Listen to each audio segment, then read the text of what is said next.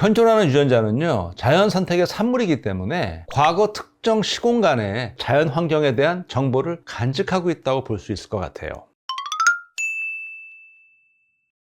안녕하세요, 김웅빈입니다. 프랑스 출신의 철학자 겸 작가죠. 사르트르가 이런 말을 했다고 그러죠. 인생은 B와 D 사이의 C다. B는 탄생 birth, D는 죽음 death의 첫 글자고요. C는 선택 choice의 첫 글자입니다. 그런 것 같아요. 살아가면서 매일매일 선택의 연속이죠. 근데 뭐 거창하게 인생까지 안 가도 개인을 놓고 보게 되면 매일 하는 고민이 있죠. 점심 때 뭐 먹을까? 근데 이렇게 뭐 먹을까 물어보면은요, 저도 그렇고 대부분 사람들이 뭐라고 그러냐면 아무거나 이렇게 말한단 말이죠. 그러다 이제 정해서 중국집에 가면 또 고민하죠. 짜장 먹을까 짬뽕 먹을까. 그 나온 게 짬짜면도 있고 요즘엔 짬짜곱도 있더라고요. 근데 어쩌다 뷔페에 가잖아요. 그럼 저는 정말 이 선택 불능 상태에 빠집니다. 다이어트에 대한 그런 절제 그냥 잊어버리고요.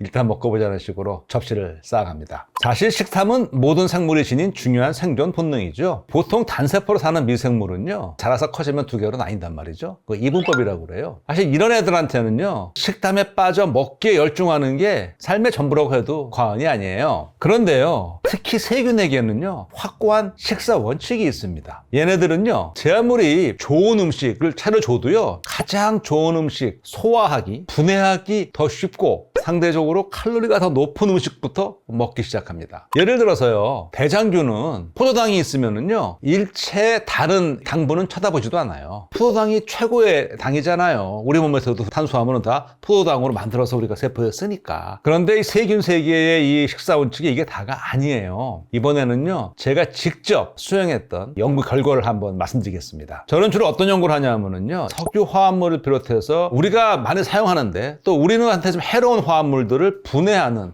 먹어치우는 세균을 연구를 해요. 한 번은요, 석유 화합물을 분해하는 새로운 세균을 하나 우리나라 토양에서 분리했어요. 그래서 이제 얘가 얼마나 먹나 보려고 여러 가지 석유 화합물들을 주면서 분해 능력을 조사했는데요. 얘가 보니까 수십 가지 화합물을 겉더니 먹어치우더라고요. 얘네가 먹어치우는 화합물 대부분은요, 우리 인간에게는 해로운 것들입니다. 제가 이런 연구를 했던 가장 큰 목적은요, 이런 세균을 활용해서 오염물질을 정화하는 기술도 개발하고요, 이들의 유전자와 단백질 효소를 활용해가지고요, 부가가치가 높은 정밀 화합물 제조 기술을 개발해 보려는 그런 목적도 있었어요. 이 세균이 워낙 잘 먹어서요, 두 가지 화합물을 동시에 주고 뭐부터 먹나 한번 보고 싶었어요. 벤조에이트라는 것과 프탈레이트라는 화합물을 줬어요. 벤조에이트는 보통 이 방부제로 쓰여서요, 샴푸도 그렇고 이런 화장품류 그리고 일부 식품류에도 소디움 벤조에이트라는 형태로 들어가 있어요. 프탈레이트는요, 플라스틱 이렇게 잘 유연하게 휘어지고 하게 그런 거를 높여주는 물질이거든요. 근데 이 프탈레이트에 뭐가 좀 붙으면은요, 내분비계 장애 물질로 되기 때문에 최근 들어서 언론에 자주 등장합니다. 특히 왜 아이들 장난감에 프탈레이트 성분이 나왔다, 이제 그런 화합물이에요. 그런데 이 두 화합물이요, 세균이 석유 화합물을 먹어갈 때요, 그 중간에 나오는 중간 대사물이기도 해요. 그래서 제가 이걸 딱 줘본 거죠. 예상대로요, 이 세균은 이 둘을 동시에 먹는 게 아니고요, 벤조에이트부터 다 먹고 나서 다 없어지니까 그때 프탈레이트를 먹기 시작했어요. 한 발 더 나가서요, 세균에게 벤조에이트를 못 먹게 했어요. 세균이 이 벤조에이트를 분해하려면 여러 단계를 거쳐야 되거든요. 첫 번째 단계를 시작하는 유전자를 망가뜨렸어요. 돌연변이체를 만든 거죠. 그 돌연변이체를 제가 X라고 하겠습니다. 이 X에게 두 화합물을 동시에 줬습니다. 벤조에이트는 못 먹으니까 얼른 그냥 프탈레이트를 받아먹지 않을까, 이제 그렇게 생각을 했습니다. 그런데 말이에요, 이 X가 프탈레이트만 있으면 잘 먹어요. 그런데 벤조에이트랑 같이 주잖아요. 프탈레이트를 거들떠 보지도 않아요. 그래서 이거 어떡하나 보자 하고 놔뒀어요. 일주일이 지났습니다. 먹을 수 있는 프탈레이트를 남겨둔 채 죽고 말았어요. 도대체 어떻게 된 일일까 고민하면서 여러 가지 생각을 해봤어요. 근데 제가 또 하나 좀 놀랐던 게, 열량을 계산해 보면 프탈레이트가 벤조에이트보다 열량이 더 높아요. 이 말은 무슨 말이냐 하면, 프탈레이트가 더 많은 에너지를 주니까 세균한테 더 좋은 음식이라는 얘기거든요. 그럼에도 불구하고 돌연변이체 X가 끝까지 프탈레이트를 거부했단 말이에요. 처음엔 이런 생각이 들었어요. 얘가 워낙 많은 화합물을 먹어치우다 보니까 조금 어리숙하구나, 미처 이런 걸 생각 못하는구나, 잘 모르는구나 생각을 했어요. 알고 봤더니 정작 어리숙한 건 바로 저였습니다. 일편단심이라고 할 정도로 X가 벤조에이트에 집착을 했잖아요. 이게 분명히 열량 말고 다른 중요한 무언가가 있을 거라고 생각을 했어요.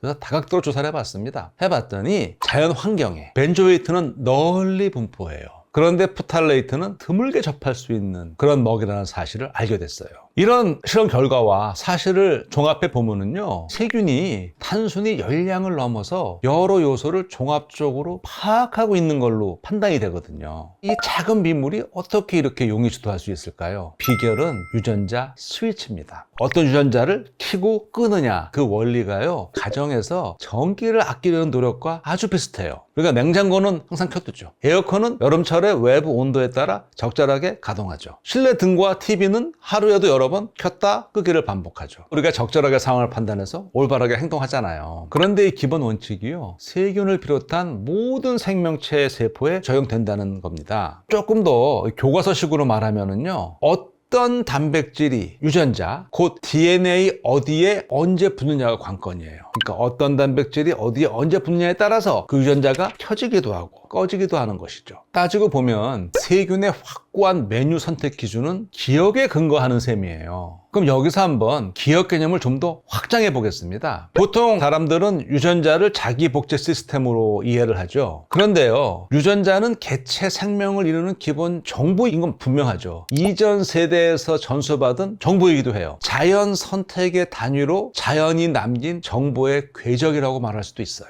내부 공생설로 유명한 림 마굴리스가 이렇게 말했습니다. 생명의 본질이란 현재성의 과거를 물리적으로 보존하는 일종의 기억이다. 지금도 존재하는 산소를 싫어하는 박테리아들은 과거 그들이 출현했던 세계에 산소가 대기 중에 없었다는 사실을 알려주는 것이다. 발화를 위해서 저온 처리를 요구하는 종자는 과거에도 추운 겨울이 있었음을 알려주는 것이다. 림 마굴리스는요, 유전자로만 진화를 설명하지는 않고요, 생명 현상에서 유전자의 비중을 무시하지도 않아요. 중요한 건 마굴리스는 생명을 기억 현상으로 파악합니다. 생명의 물리적 차원, 물리적인 실체가 유전자라면 유전자 역시 기억의 매체임을 부인할 이유는 없겠죠. 현존하는 유전자는요, 자연 선택의 산물이기 때문에 과거 특정 시공간의 자연 환경에 대한 정보를 간직하고 있다고 볼 수 있을 것 같아요. 그러니까 유전자는 자연의 변화와 흐름이 남긴 자국의 총체, 곧 기억이 될 수 있겠죠. 한마디로 말하자면 유전자는 우주를 기억하는 매체라고 할 수도 있지 않을까요? 어떠세요? 모든 생명체가 그 자체로 좀 달리 보이지 않습니까? 자신의 생명 속에 천문학적인 시간과 우주적 사건이 켜켜이 담겨있는 소중한 존재로 다가옵니다. 비유해 보면은요, 생명이란 우주의 해마 또는 우주의 메모리 반도체가 아닐까 생각해 봅니다. 그 가운데에서도 우리 인간의 기억은 최신의 고밀도 기억 집착체이다 라고 말하고 싶네요. 왜냐하면 빅뱅 이후 138억 년의 우주 역사와 지구라는 행성에서 발생한 생명 진화의 역사를 기억할 수 있잖아요.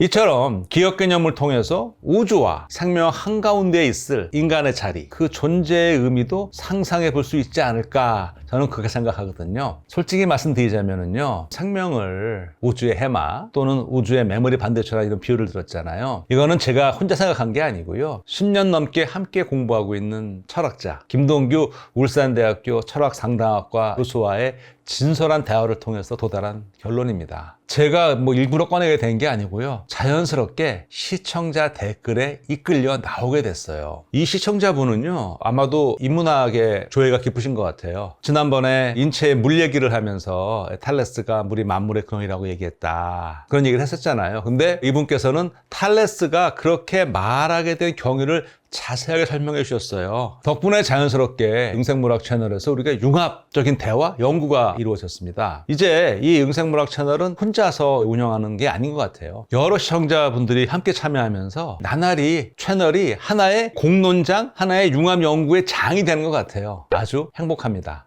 고맙습니다.